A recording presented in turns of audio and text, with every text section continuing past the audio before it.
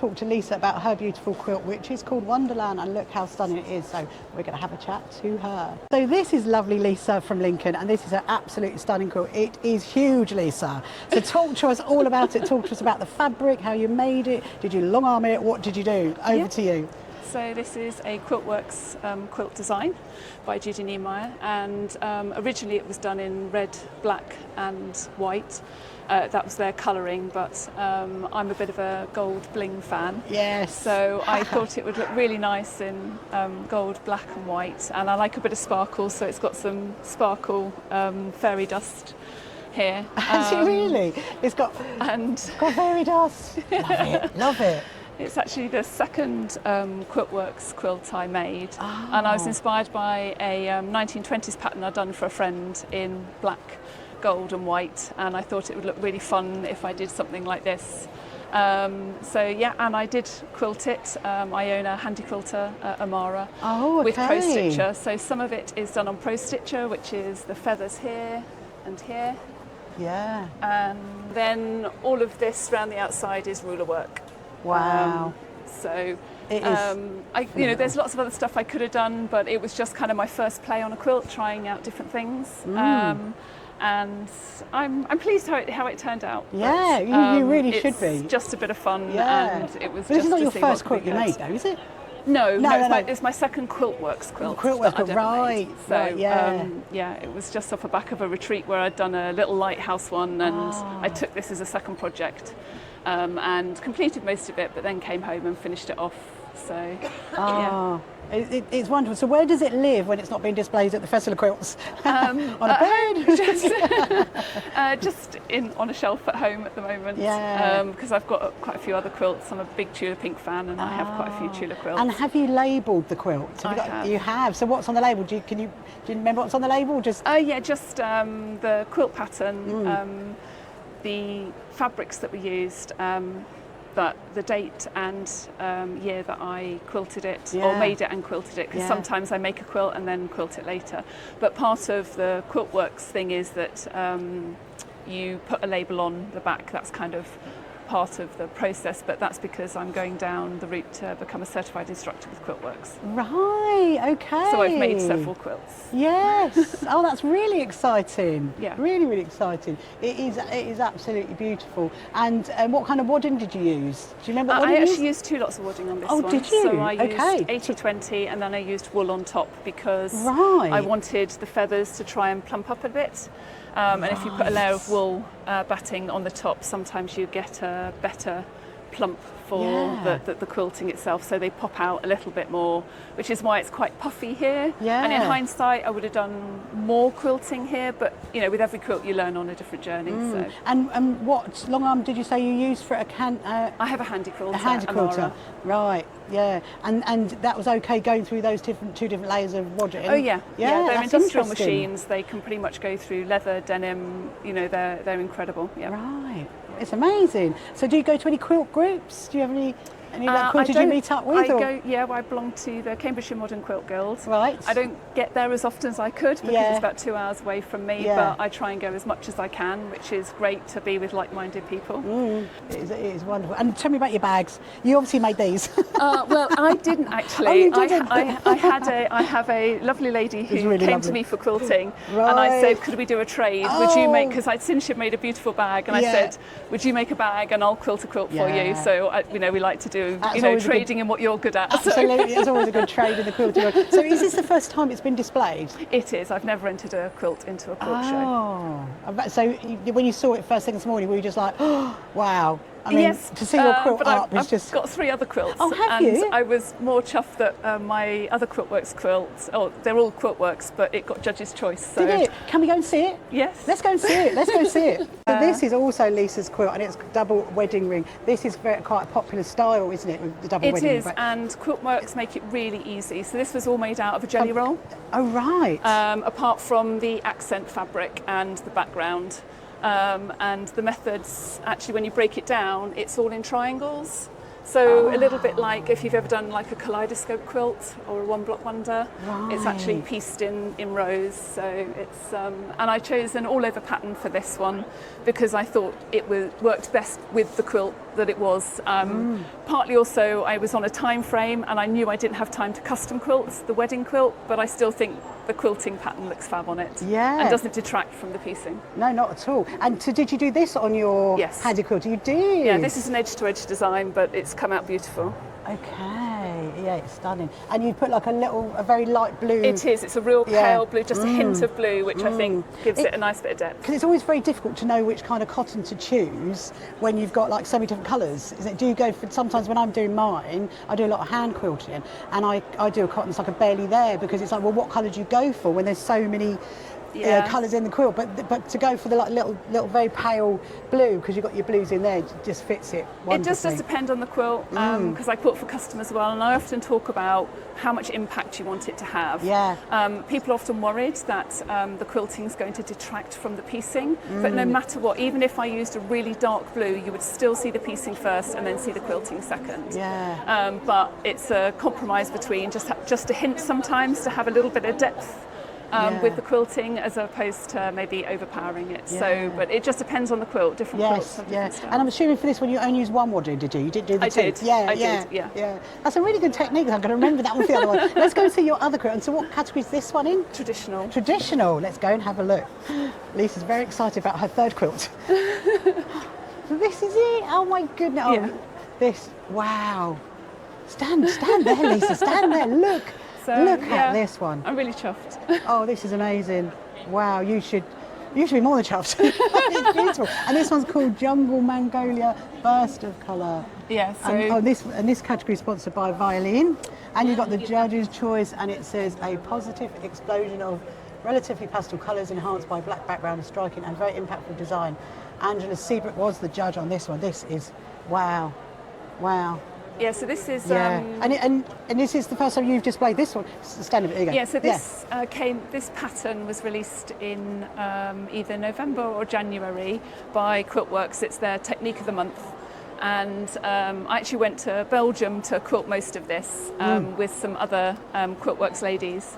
And as soon as I saw this as an option for the pattern for my choice, I was like, this is the colourway I want. I just love it. And I love that these swooshes give it a spinning feel. Because there are, you have lots of choices in this pattern, so you can do different selections of what you put in colour and what you don't. So it's like a real sort of jigsaw kind of quilt that you can add or take away.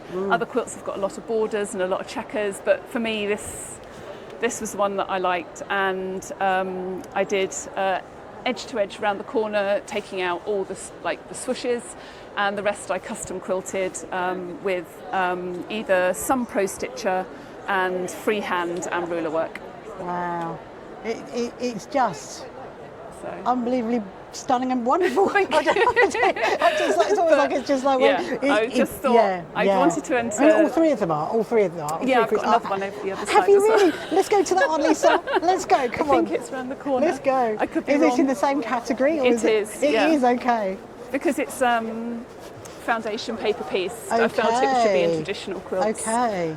This is quite. This is what I call my Cafe meets Tula Pink. Right. Love a bit of Tula Pink. Can you guess which one it is? Wow. Oh, wow. Untoned corn. And this is another, get in the picture, Lisa. This is another one of Lisa's amazing. So you've got 4 in, haven't you now? I have. Right, okay. Yeah, 2 in for the joy of sharing and 2 for traditional. When I bought it, you wouldn't want to quilt it. It was like disgusting green vomit. It was just, was it really? In terms of colourways, it was. If I show you the picture, you'll be like, oh my god, I'd never make that quilt. Well, that was my opinion. Yeah. But I saw potential in the pattern, and this was just before Untamed was coming out, and I'm a huge Tula Pink fan, and I loved that I could fussy cut and use these bits for some of the big prints. Yeah. So do you love fussy cutting then? I don't mind it, but I like Tula.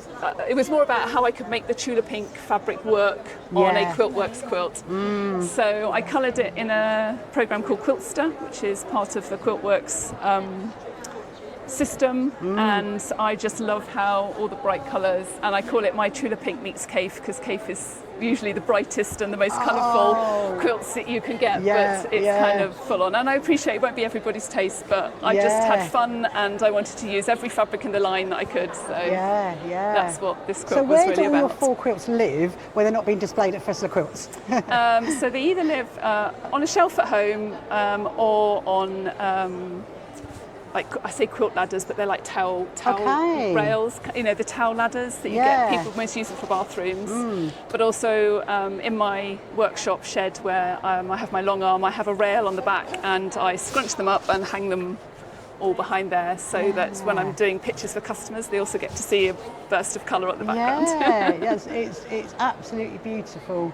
And I'm assuming this one's labelled as well. They're all labelled. Yeah, because it's really important to label your quilts. I'm always saying to people, it is. label. I don't always, mainly because of time. Usually I'm quite lazy. By the end of the time I've got to the end of binding a quilt, I'm like, oh, I've had enough now. Yeah. How funny. But I'm trying, you know, you always try and get better. It depends who it's for. If it's a gift, I try and label it so they've got something to remember it by.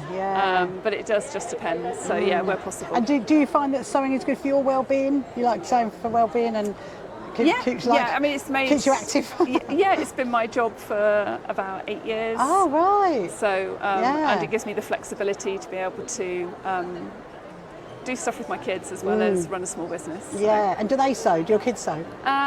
Sometimes. My daughter more so than my son, but my son loves it. If I've got the machine out, I'd be like, oh, can I make something? Because he just wants to use the machine and play with it. Oh, well, it's wonderful. Well, thank you so much for sharing your beautiful quilts with Lisa. Okay. Thank you. I'm sure everyone's going to really love seeing them all. Thank you so much. Thanks very much. Thank you.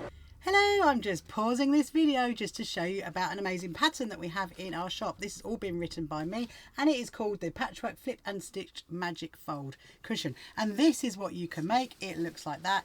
You can put fabrics on both sides so it is reversible. It is a great pattern. You can either download it or you can have it sent to you. So check that out in our SHQA shop.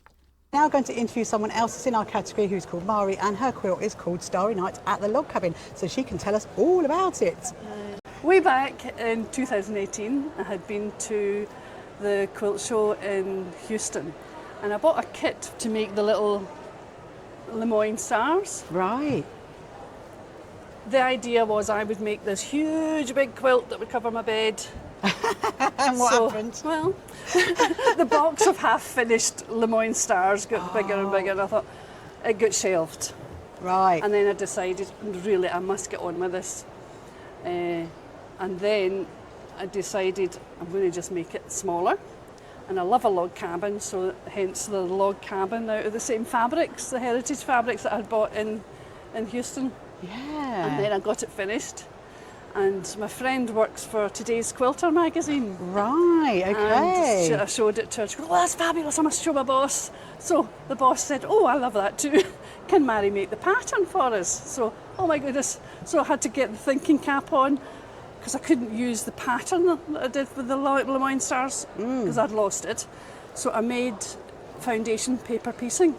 And it's in Today's Quilter magazine. Is it? From about 2 years ago. Wow. I think it's 112 or 114.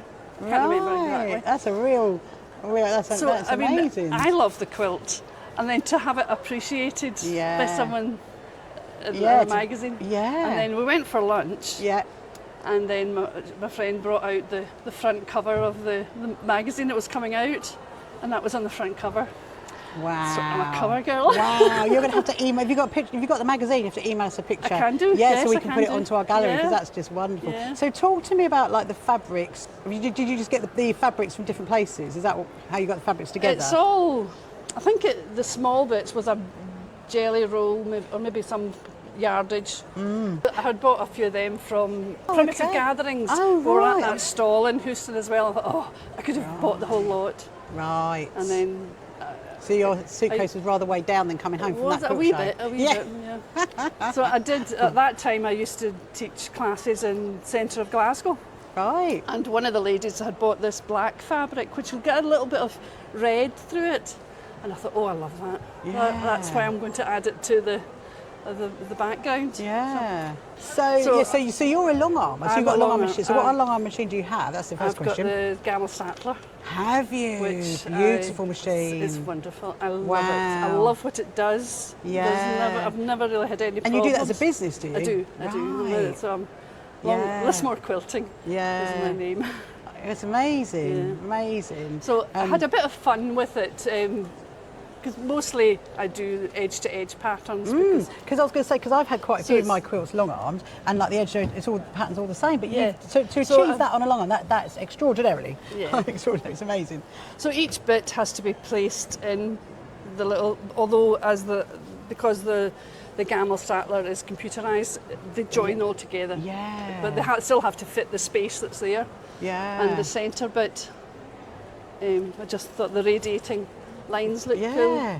It is absolutely stunning. So shall we go and look at the back of it? Let's go round to the back, because this is quite special. We don't usually get to see the back. You lead the way, Mairi. Let's go round the back. I hope that's got just as good story.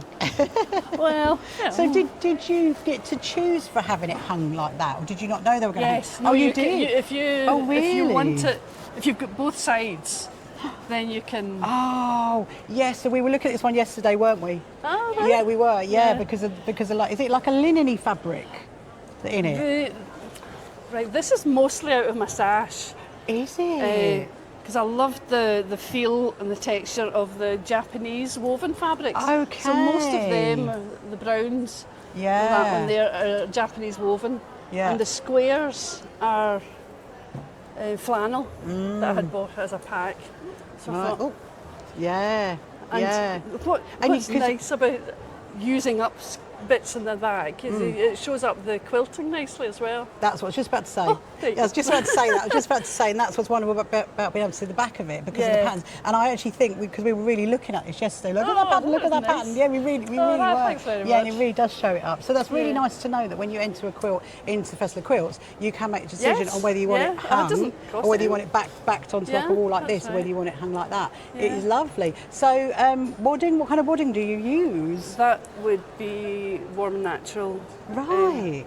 100% cotton. 100% cotton, yeah. It's really interesting because we've been obviously doing lots of interviews and asking people what kind of wadding they use, and people just use like different ones. And obviously people ask what's the best one to use. It's all about what works well for you, really. Yeah. But I like the warm and natural. I don't. It's firm, but yet it's still soft, and it just drapes really nicely. Yeah. And whether it's the 100% cotton or the 80-20 or they're just good. And so I know you've got your Gamma long arm machine, and what's your normal day-to-day sewing machine? What do you like to use? Which one? Oh yeah, you've got a few, have you? Yeah, don't we all? Faff. I've got a couple of faffs. Okay. And I've also got a dookie that I treated myself to a couple of years ago. Yeah. Just a straight stitch dookie, which I love. Yeah. Oh, well. So it's not fancy computerised or anything, but it's just lovely. Oh.